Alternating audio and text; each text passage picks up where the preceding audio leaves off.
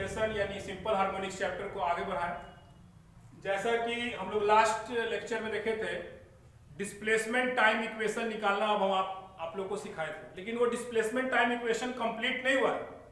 जब तक उसमें एक फेज का कॉन्सेप्ट हम नहीं ऐड करेंगे तो वो हमारा डिस्प्लेसमेंट टाइम इक्वेशन कंप्लीट नहीं होगा। तो फेज के बारे में हमको पहले समझना होगा, फेज क्या होता है, जिसको हम लोग कला भी कहते हैं।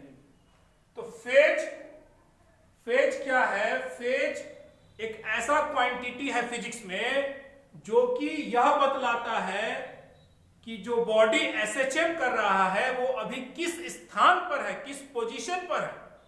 ये कौन बतलाएगा कि जो बॉडी एसएचएम कर रहा है वो अभी किस पोजीशन पे है? तो वो हमें फेज बतलाएगा।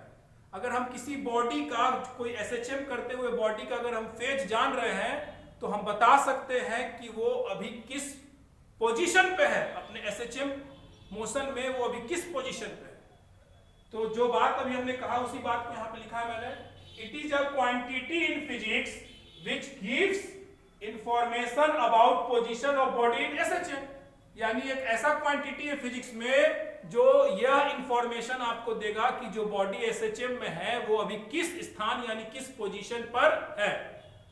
फेज को बतलाने का, एक्सप्रेस करने का दो तरीका होता है। It is expressed in two ways. एक टाइम पीरियड के तरीका होता है और एक एंगल का तरीका होता है। तो वही वाला जो कॉन्सेप्ट तो हम लोग जो शुरू से पढ़ते आ रहे हैं कि एक व्हाइट बॉल है जो कि यूनिफॉर्म सर्कुलर मोशन में है और जो ब्लैक बॉल है जो कि उसका डायमीटर पे इमेज है। तो हम लोग प्रीवियस लेक्चर्स में पढ़ चुके हैं कि ये व्हाइट बॉल जब यूनिफॉर्म सर्कुलर मोशन में रहेगा और जो उसका इमेज होगा डायमीटर पे यानी जो ब्लैक बॉल है वो सिंपल हार्मोनिक मोशन करता हुआ रहेगा। तो फेज कैसे फेज जो बॉडी एसएचएम में है उसका पोजीशन बतलाएगा। तो फेज को किस किस के टर्म में बताया जाता है? टाइम पीरियड और एंगल। ये टाइम पीरियड के टर्म में बतलाना आपको सिखा रहा है। जैसे ये व्हाइट बॉल मान लीजिए यहां स्टार्ट किया तो टाइम कितना ले रहे हैं? 0।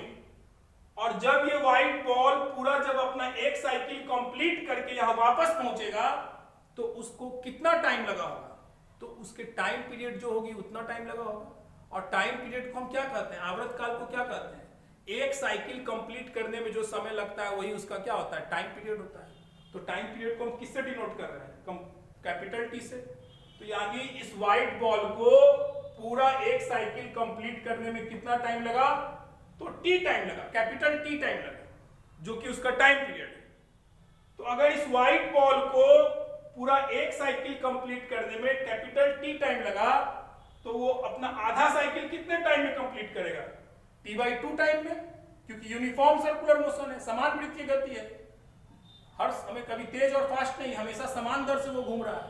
तो अगर पूरा साइकिल वो टी टाइम में कंप्लीट किया है तो अपना आधा साइकिल कितने टाइम में कंप्लीट किया? t/2 टाइम में। तो उसका भी आधा, यानी यहां से यहां जाने में इसको टाइम कितना लग रहा है? t/2 time. तो उसका भी आधा, यानी यहां पहुंचने में कितना टाइम लगा होगा? तो t/4। और हम क्या जानते हैं कि जो व्हाइट बॉल जो यूनिफॉर्म सर्कुलर मोशन में घूमता है, समान वृत्तीय गति में जो घूमता है, उसका जो डायमीटर पे इमेज होता है यानी जो ब्लैक बॉल वो सिंपल हार्मोनिक मोशन करता है और ब्लैक बॉल हमेशा व्हाइट बॉल के सामने। तो अगर हम ये लिख दें कि फेज 0 है, अभी हम क्या लिख रहे हैं कि फेज क्या है? 0। तो अगर फेज 0 लिख रहे हैं तो इसका मतलब क्या हुआ? फेज 0 का मतलब हुआ कि व्हाइट बॉल t/0 समय पे कहां था? यहां पे था। तो ब्लैक बॉल भी t/0 समय इसके ठीक सामने यानी अपने मीन पोजीशन पे होगा।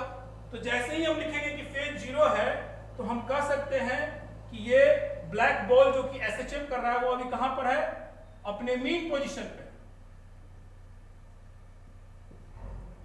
जैसे ही हम फिर लिखते हैं अगर से फेज t/4 अगर लिखते हैं तो t/4 समय में व्हाइट बॉल कहां पहुंच गया है?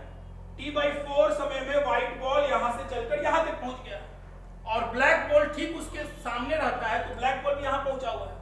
यानी ब्लैक बॉल t/4 समय में कहां पहुंच गया? यहां पहुंच गया। इससे और ऊपर तो नहीं जा सकता है, तो इसीलिए इस पोजीशन को हम लोग क्या नाम देते हैं? Extreme position. तो जैसे ही अगर हम लिखें कि फेज अभी t/4 है तो हम कह सकते हैं कि वो किस पोजीशन पे है? एक्सट्रीम पोजीशन पे। कौन एक्सट्रीम पोजीशन पे? वो ब्लैक पोल जो कि एसएचएम कर रहा है। अगर हम फेज लिखते हैं T/2, अगर हम फेज लिखते हैं T/2 है, तो T/2 समय में व्हाइट बॉल कहां पहुंचा है? यहां पर पहुंचा है। तो ब्लैक बॉल कहां है? ठीक इसके सामने। यानी हम T/2 से यह समझ सकते हैं कि ब्लैक बॉल यहां पर है, लेकिन ब्लैक बॉल T/2 समय पे यहां पर है, लेकिन एक बार वो अपने मीन पोजीशन से एक्सट्रीम पोजीशन तक गया था और फिर वापस ये मीन पोजीशन पे वो लौट के चला है। तो यानी अगर हम कहते हैं कि किसी बॉडी जो कि एसएचएम में है उसका अगर फेज T/2 है, तो इसका मतलब ये निकलता है कि वो बॉडी जो एसएचएम में है वो मीन पोजीशन से स्टार्ट होकर अपने पहले एक्सट्रीम पोजीशन पे जा चुका है और वापस मीन पोजीशन पर लौट चुका है। ये फेज T/2 का मतलब हुआ। अगर यहां से यहां आओ तो यहां से यहां आने में और T/4 टाइम एक्स्ट्रा लगेगा, तो T/2 समय में T/4 और ऐड कर दोगे तो कितना टाइम हो जाएगा? 3T/4। तो अगर हम लिखते हैं कि फेज 3T/4 है, तो फेज 3T/4 है, तो ठीक जब व्हाइट बॉल यहां पहुंचा होगा तो ब्लैक बॉल यहां पहुंचा होगा। तो हम कह सकते हैं कि जो ब्लैक बॉल है वो अपने दूसरे एक्सट्रीम पोजीशन पे पहुंच गया है। तो ये जो फेज है, ये फेज हमको जो बॉडी एसएचएम में होता है उसके पोजीशन को बदलाने में हमको मदद करता है। अगर हम फेज 0 कहे तो उस समय क्या मीनिंग निकला कि जो आपका ब्लैक बॉल है वो कहां पे था? Mean position. अगर हम कहें कि फेज T/4 है तो ब्लैक बॉल यहां है, तो इसका मतलब क्या निकला कि वो अपने पहले एक्सट्रीम पोजीशन पे है। अगर हम कहें कि फेज T/2 है तो T/2 टाइम पे वो कहां आया था? एक बार एक्सट्रीम से फिर दोबारा मीन पे पहुंच चुका था। अगर हम कहें कि फेज 3T/4 है, 3T/4, तो इसका मीनिंग क्या निकला कि वो मीन से एक्सट्रीम गया और फिर मीन पर आया और फिर वो अपने दूसरे एक्सट्रीम तक पहुंच गया 3T/4 समय। तो इस तरह से फेज जो होता है, फेज जो होता है वो जो बॉडी एसएचएम कर रहा होता है उसके पोजीशन को बदलाने में हेल्प करता है। तो हम क्या लिखे यहाँ पे कि it is expressed in 2 ways. आप टाइम पीरियड के टर्म में भी बता सकते हैं और एंगल के टर्म में भी बता सकते हैं। एंगल के टर्म में कैसे बताएंगे? आप एंगल जब भी नापिएगा तो यहीं से नापिएगा जहां से स्टार्ट हुआ है। तो अगर ये व्हाइट बॉल यहां पहुंच जाए तो कितना एंगल बनेगा? π/2 एंगल बनेगा। तो अगर हम फेज लिखते हैं π/2, तो π/2 से आप क्या मतलब, फेज बराबर π/2 से क्या मतलब निकालिएगा कि व्हाइट बॉल यहां पहुंच गया तभी तो π/2 एंगल बनेगा, और व्हाइट बॉल यहां पहुंच गया तो ब्लैक बॉल इसके सामने, यानी ब्लैक बॉल कहां पहुंचा हुआ है? अपने पहले एक्सट्रीम पोजीशन पे पहुंचा हुआ है। तो इस तरह से आप एंगल के भी टर्म में फेज को बता सकते हैं। अगर मान लीजिए ये व्हाइट बॉल यहां से चलकर यहां पहुंच गया तो आप एंगल यहां से नापिए, कितना एंगल बन रहा है? पाई एंगल बन रहा है। तो आप ये अगर लिखिएगा कि फेज बराबर पाई है, तो इस फेज बराबर पाई का क्या मीनिंग निकलेगा? जब व्हाइट बॉल पाई एंगल बनाया तो जब व्हाइट बॉल पाई एंगल बनाया तो व्हाइट बॉल यहां पहुंच गया और ब्लैक बॉल एक बार एक्सट्रीम जाकर वापस मीन पोजीशन पे वापस लौट चुका है, तब तो इसके सामने होगा। इस प्रकार से फेज के हेल्प से हम बतला सकते हैं कि जो बॉडी एसएचएम में है वो अभी किस पोजीशन पर है।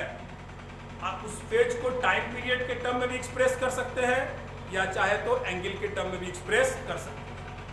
और इस फेज का कॉन्सेप्ट जो आगे के लेक्चर्स हैं, जब जैसे कि हमने कहा है कि डिस्प्लेसमेंट टाइम इक्वेशन कंप्लीट नहीं हुआ है, डिस्प्लेसमेंट टाइम इक्वेशन के इक्वेशन को कंप्लीट करने में फेज का ये कॉन्सेप्ट बहुत काम आएगा। ठीक है, इस लेक्चर के लिए इतना।